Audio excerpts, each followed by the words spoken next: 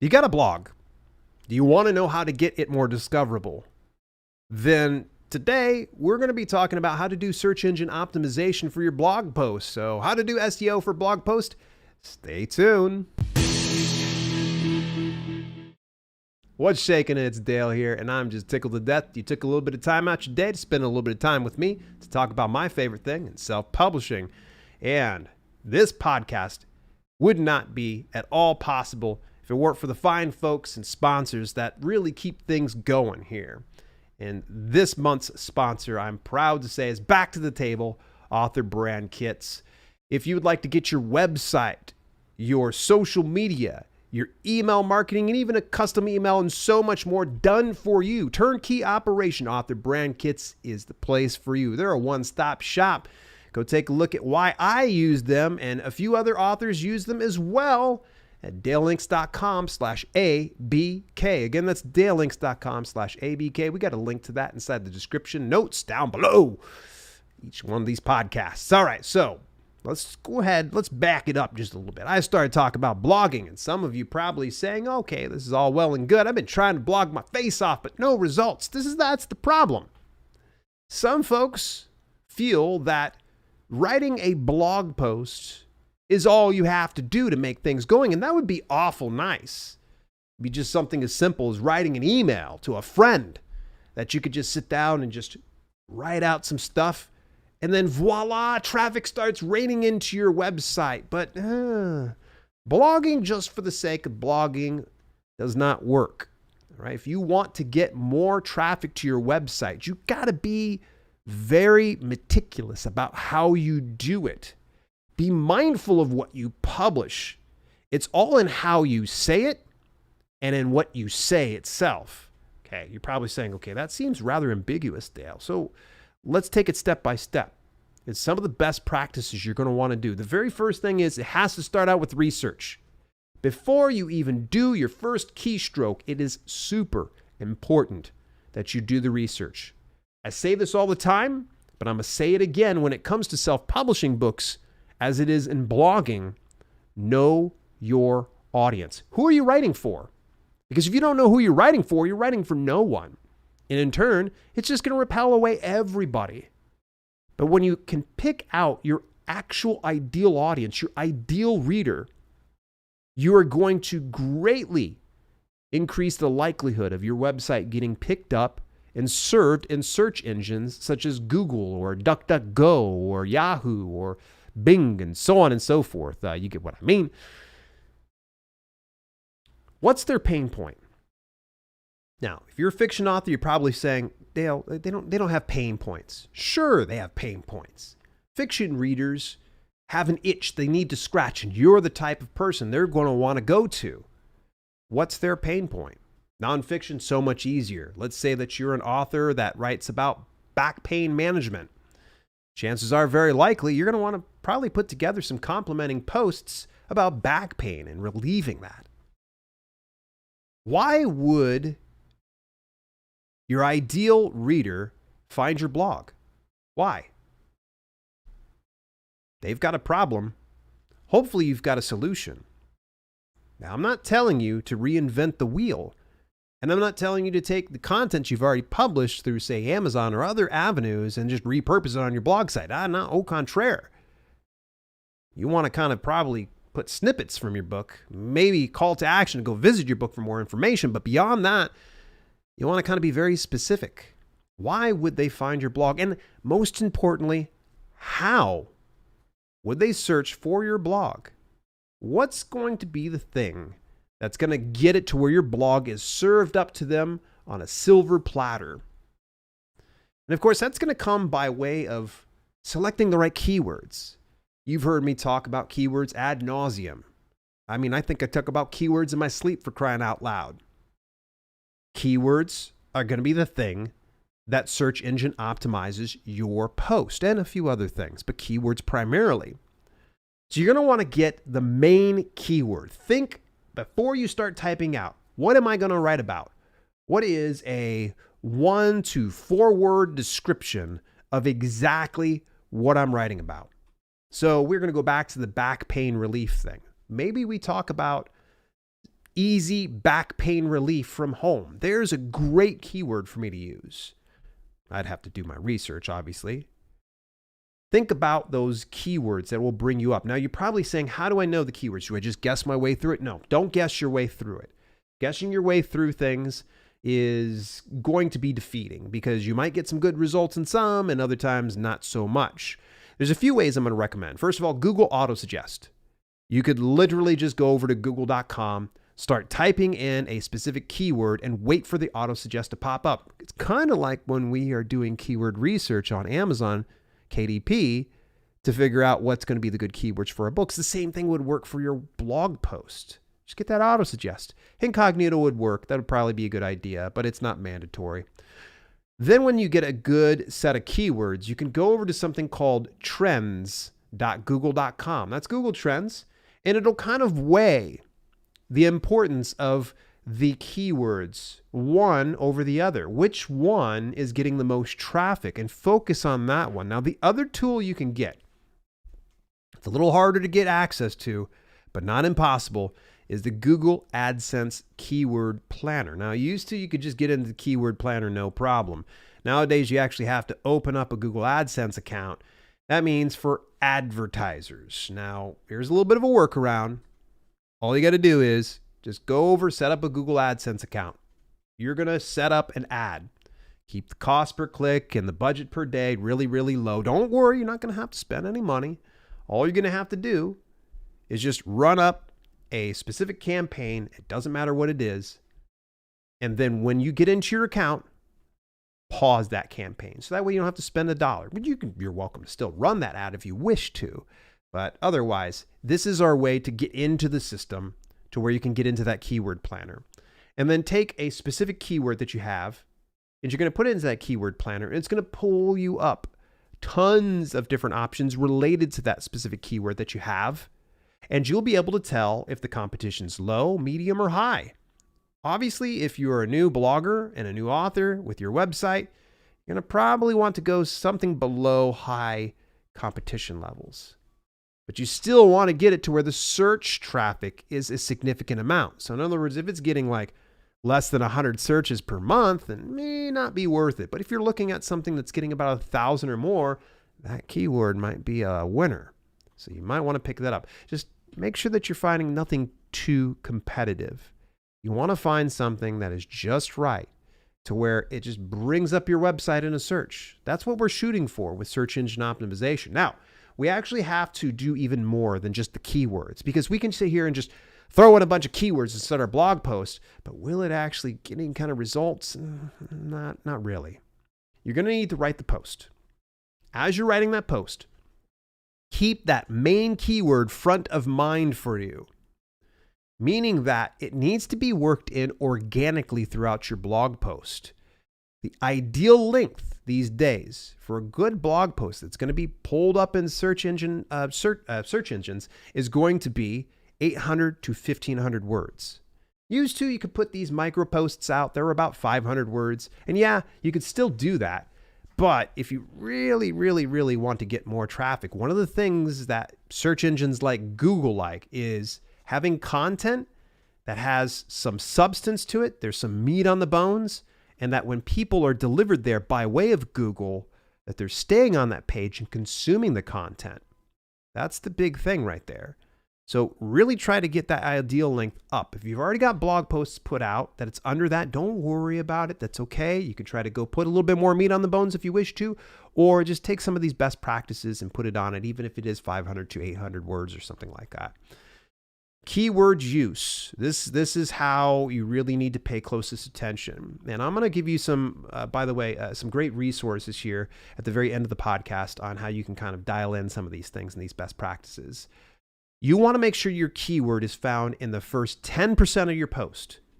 Like as soon as somebody lands on your page, within the first few sentences, they need to know beyond a shadow of a doubt, this is what they're looking for. They need validation that their search was not just fruitless, that it was something that they really did need. And also, throughout the post, as I mentioned before, you need to find that keyword at least a handful of times. But don't go overboard. Less is more. Meaning that if you've got a 1,500 word blog post, you could probably have a mention of that keyword 10 to maybe 12 times, and that might be more than sufficient. But if you're trying to go and do a 500 word blog post and you put the same amount of keywords, it's going to set off some bells and whistles through a lot of search engines, because then they're going to be starting to get a little leery. They're going to be a little weary of what you're doing over there. They're going to say, you're kind of being spammy. Yeah, you're being spammy for sure, because all you're doing is loading up keywords. You just want to be discovered.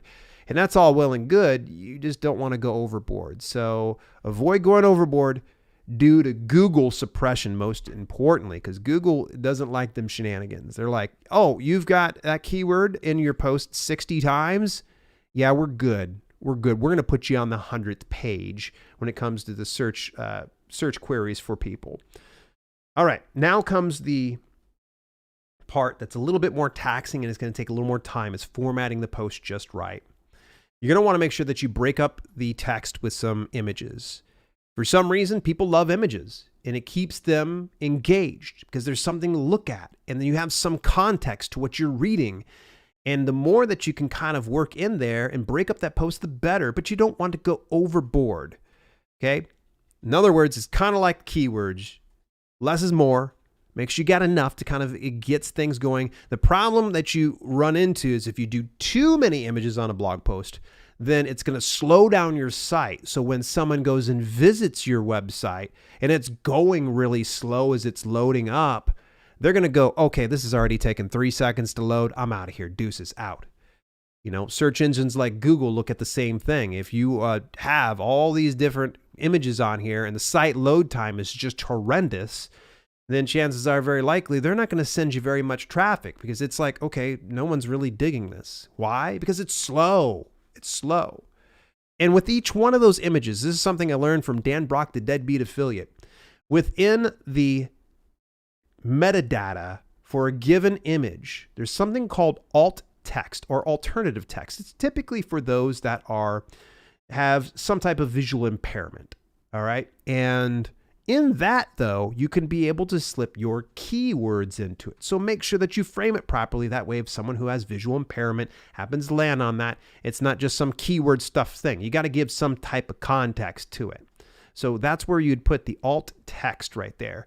Again, the keywords you put in your image are going to have the same weight as you have the keywords within your blog post. So don't go overboard on this one. Insert 2 outbound links as a minimum.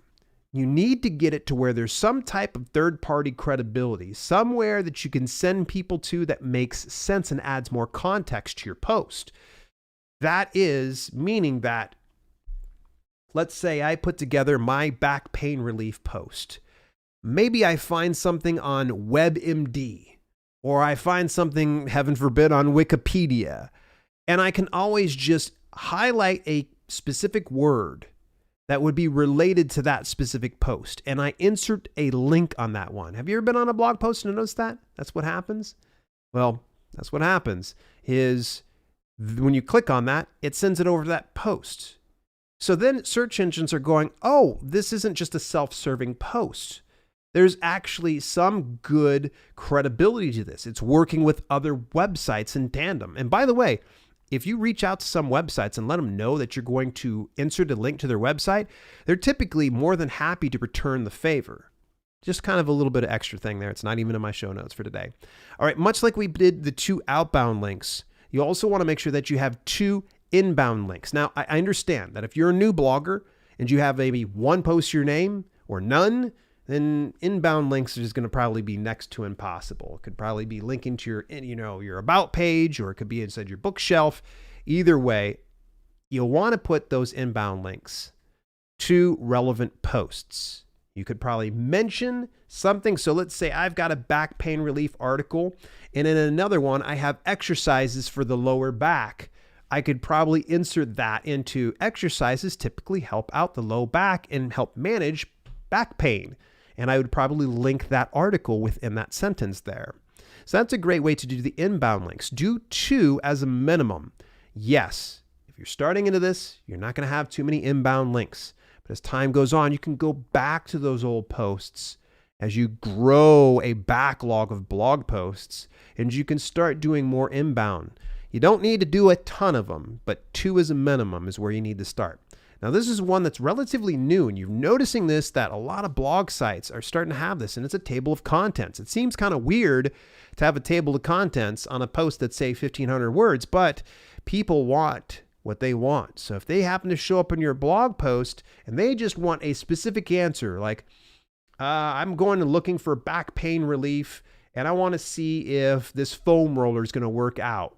I show up on that page, all I'm concerned about is foam rolling. If you've got that table of contents put in place and it has a heading in there that says foam rolling for back pain relief, then chances are very likely they're going to skip to that. Otherwise, if they don't see anything about foam rolling, deuce out, they're going to go to another website and find something that does have their answer. That table of contents is a great way to navigate to various portions of your post, gets it to where it's something that lays the groundwork. It sets the table and the expectations for those that visit. Now, when it comes to table of contents, this is essentially like a directory that will take people to the portion of the article that they want. Now, most instances, you're going to have to find a plugin for a table of contents. There's also ways that you can unlink yourself. Honestly, I rely on some plugins. More about that here towards the end of the podcast. Last but not least, add what's called a snippet. I'm doing in quotations here. It's called a snippet. The snippet is just going to be a small piece, let's say about 2 sentences, 3 sentences tops, that describes exactly what the post is about, essentially a summary. And this summary is what is pulled up by search engines when somebody does a query.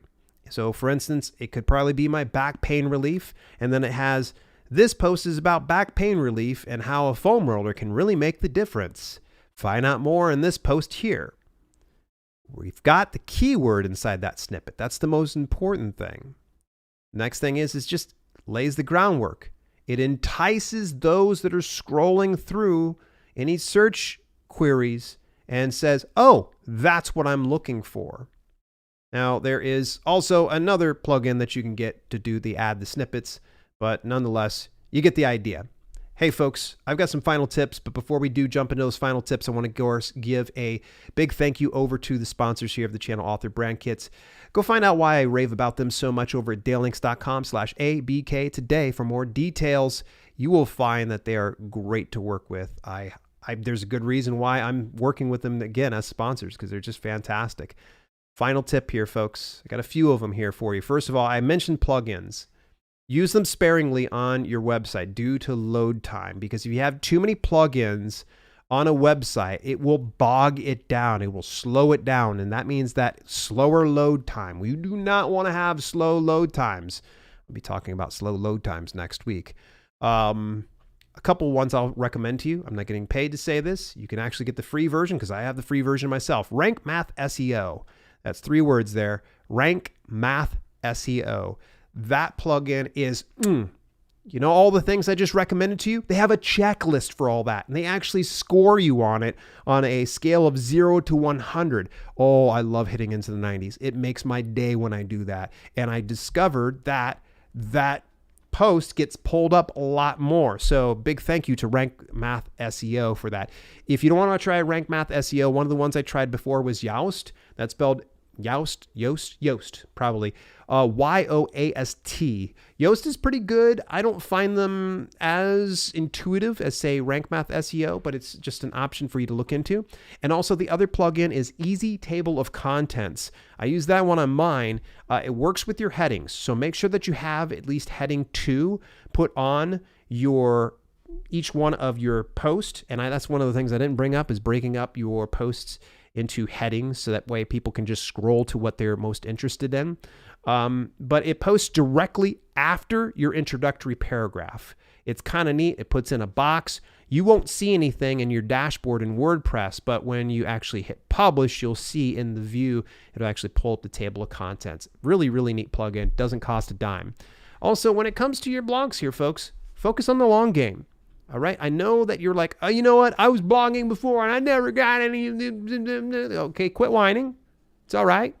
Not everybody's going to nail this. Not everybody's going to become millionaires by putting out their first blog post, but it's just going to take a little bit of time, effort, and energy, and you can't give up on blogging if you really, really want to make it work and make your website more discoverable and grow as an author if you are an author.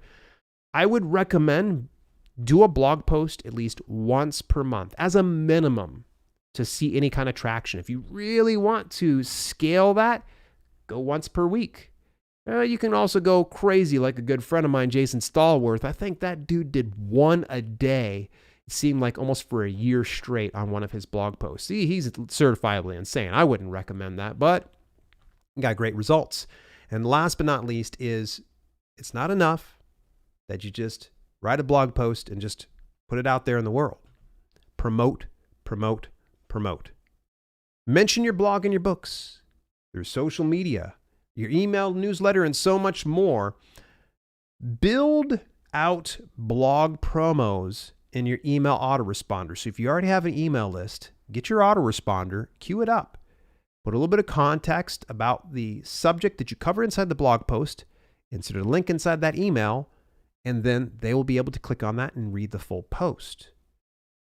So, folks, we're not done talking about websites. We're going to be keeping on going down into this well when it comes to websites and getting it to where you really nail things. This next week, we're going to be talking about the best website hosting for beginners. I know sometimes some people look at so many options, they become so overwhelmed.